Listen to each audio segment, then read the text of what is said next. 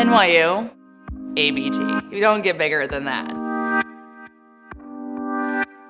It was an amazing opportunity to get an education through Steinhardt and ABT because it's two very different sides of the same coin. You have a combination of educational theory with ballet pedagogy. The two usually aren't seen as cohesive, especially in higher education, but NYU has done an amazing job to break down those barriers to allow all of us to understand why we're actually teaching what we do.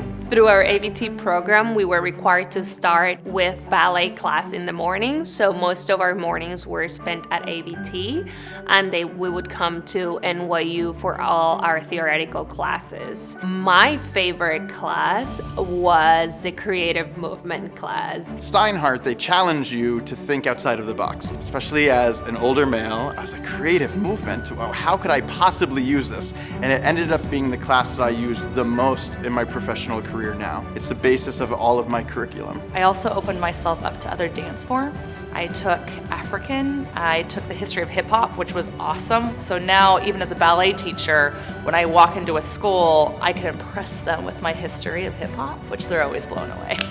I am currently the Community Arts Partnerships Program Manager at Ballet Hispanico. Everything I learned at NYU, I use at my current job, from building curriculum, lesson plans, to a little bit more of the administrative side. So it's a combination of everything. It has been very beneficial to me because I come from a different country where the education world is structured in a different way. So it helped me understand the world that I would be entering here in the United States and in the workforce as a dance educator. I've opened my own studio in South Norwalk, Connecticut. For me, grad school is not only about knowledge, it's about the network that you create. NYU and ABT has allowed me to really have the network to be able to grow this studio the way that I think benefits the kids the most. So it's just not me, but it's the entire community that NYU has allowed me to have.